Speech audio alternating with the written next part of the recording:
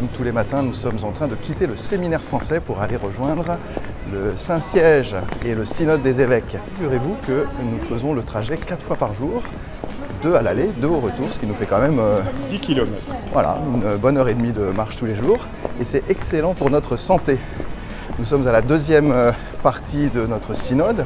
Nous avons conclu la première partie hier et nous allons poursuivre nos travaux.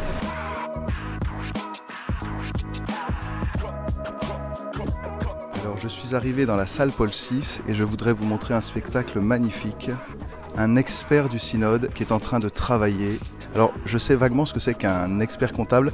Un expert du synode, ça sert à quoi? C'est quelqu'un qui d'abord essaie d'écouter, de vivre le discernement et de ressaisir ce qui s'est passé d'important. Hier matin, nous avons écouté les 14 rapports des 14 groupes linguistiques et il me faut faire ressortir en une page maximum les points essentiels pour que la suite du synode puisse s'en saisir.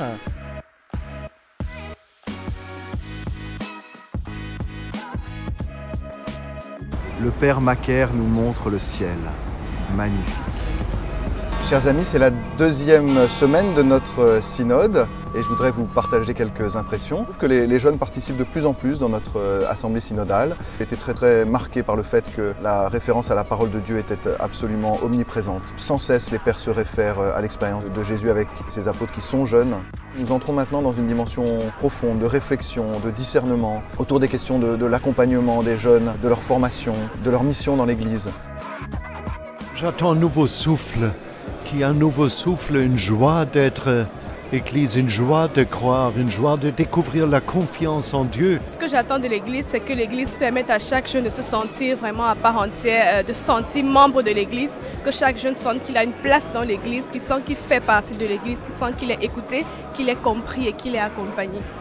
I wanted to say to our young friends that from the bottom of our hearts we are so sorry for the different ways we have let you down. The child sexual abuse crisis in countries like ours has hurt so many young people and damaged the credibility and trust in the church. And from the bottom of our hearts we are ashamed and we're determined to do better in the future.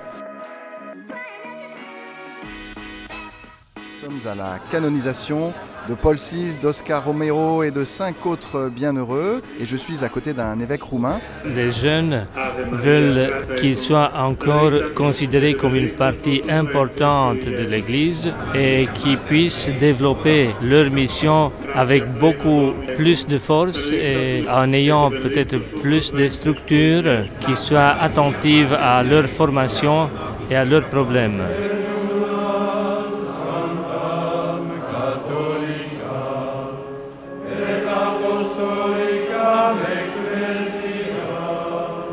J'ai le grand bonheur d'être avec sa béatitude, le cardinal Sacco, et qui tient un rôle très important au synode puisque vous êtes président délégué, mais vous tenez un rôle aussi parce que vous nous faites rire. Et ça nous fait beaucoup de bien.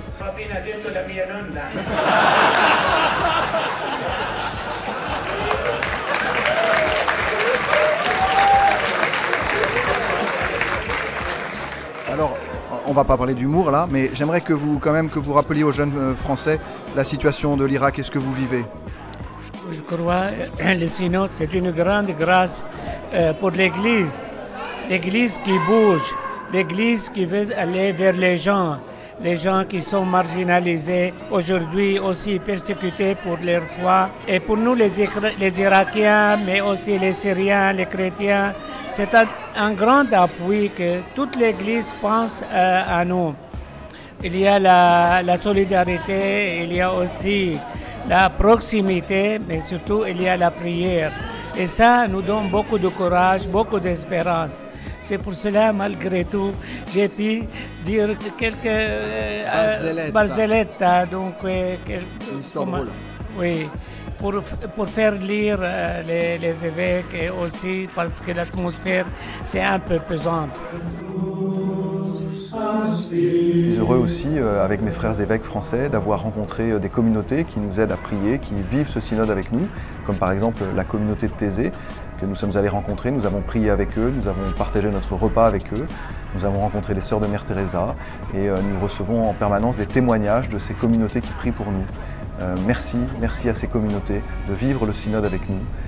Nous prions aussi pour vous et nous vous confions à l'intercession de Saint Pierre et des apôtres.